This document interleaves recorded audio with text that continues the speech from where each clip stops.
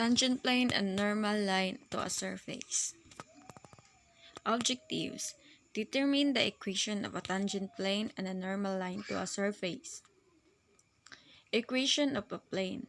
The standard form of an equation of a plane containing the point x sub 1, y sub 1, z sub 1, and having a normal n is equal to the quantity of a, b, c is given by a multiplied by the quantity of x minus x sub 1 plus b multiplied by the quantity of y minus y sub 1 plus c multiplied by the quantity of z minus z sub 1 is equal to 0.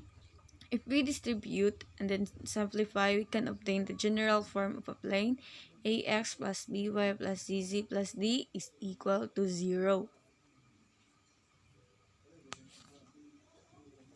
The equation of a tangent plane, instead of defining a surface explicitly as z is equal to f of x or y, we can also define a surface implicitly by function of x, y, z is equal to 0.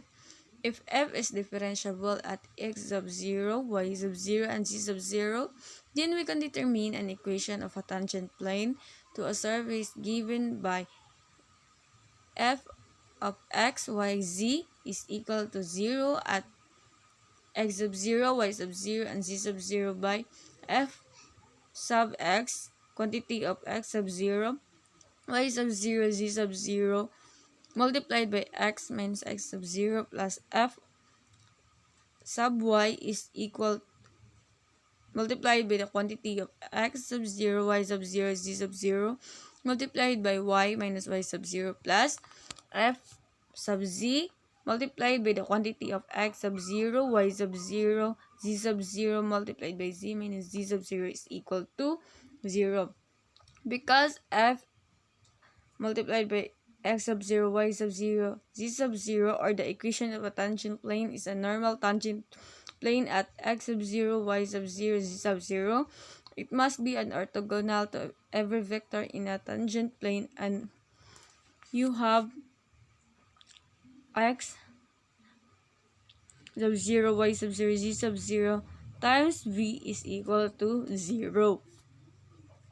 Example, determine the equation of a tangent plane to a surface plane. Z is equal to x cubed minus 3xy plus y cubed at the point 1, 2, 3. So, f of x, y, z is equal to x cubed minus 3xy plus y cubed minus z is equal to 0. Since our points is 1, 2, 3, so we substitute. So, 3 multiplied by the quantity of 1 squared minus 3 times 2 is equal to negative 3. Then,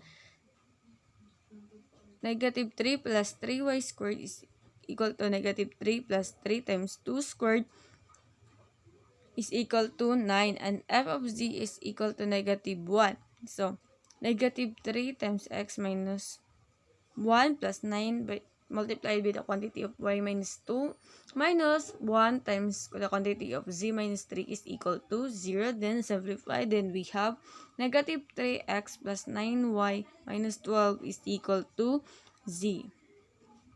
Another example, find the equation of the tangent plane to a surface given by z is equal to 2x squared minus y squared plus 5y at the point negative 2, 2, and 14. So, our f sub x is equal to 4x. So, simplifying by the value of x, which is negative 2. So, 4 times negative 2 is negative 8. And our f sub y is 1. And f sub z is negative 1. So, negative 8 times the quantity of x plus 2 plus 1 times the quantity of y minus 2 minus 1 times the quantity of z minus 14 is equal to 0. Then we will have the final answer of negative 8x plus y minus 4 is equal to z. Thank you.